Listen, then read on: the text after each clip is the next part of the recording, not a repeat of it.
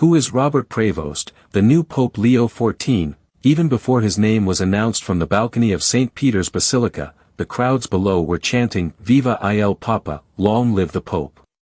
Robert Francis Prevost, 69, will be the 267th occupant of the throne of St. Peter, and he will be known as Leo XIV. He is the first American to fill the role of Pope, although he is considered as much a cardinal from Latin America because of the many years he spent as a missionary in Peru. Born in Chicago in 1955 to parents of Spanish and Franco-Italian descent, Prevost served as an altar boy and was ordained in 1982. Although he moved to Peru 3 years later, he returned regularly to the U.S. to serve as a pastor and a prior in his home city. He has Peruvian nationality and is fondly remembered as a figure who worked with marginalized communities and helped build bridges. He spent 10 years as a local parish pastor and as a teacher at a seminary in Trujillo in northwestern Peru. In his first words as Pope, Leo XIV spoke fondly of his predecessor Francis.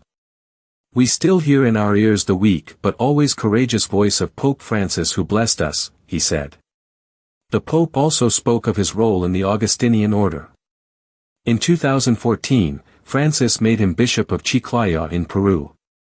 He is well known to cardinals because of his high-profile role as prefect of the Dicastery for bishops in Latin America, which has the important task of selecting and supervising bishops.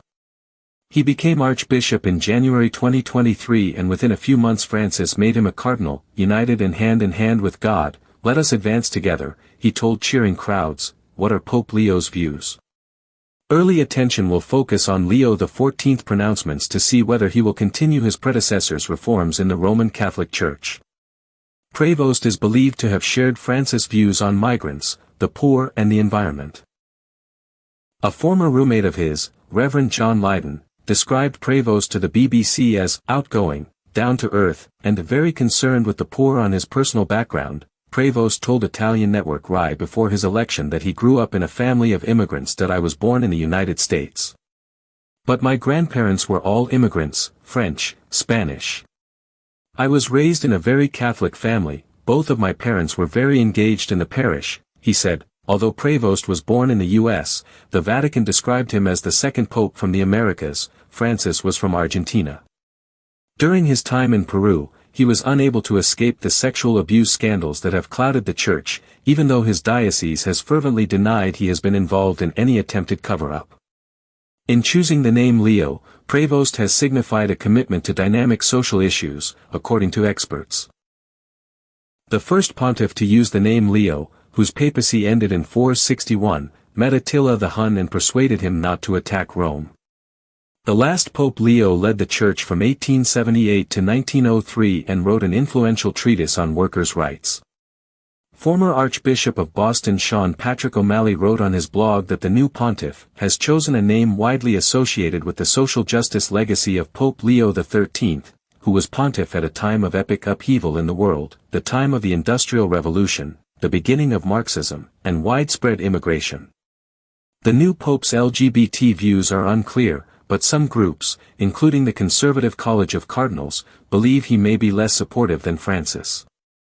Leo XIV has shown support for a declaration from Francis to permit blessings for same-sex couples and others in irregular situations, although he has added that bishops must interpret such directives in accordance with local contexts and cultures. Speaking last year about climate change, Cardinal Prevost said that it was time to move from words to action. He called on mankind to build a relationship of reciprocity with the environment. And he has spoken about concrete measures at the Vatican, including the installation of solar panels and the adoption of electric vehicles. Pope Leo XIV has supported Pope Francis' decision to allow women to join the Dicastery for bishops for the first time. "On several occasions we have seen that their point of view is an enrichment," he told Vatican News in 2023. In 2024, he told the Catholic News Service that women's presence contributes significantly to the process of discernment in looking for who we hope are the best candidates to serve the Church in episcopal ministry.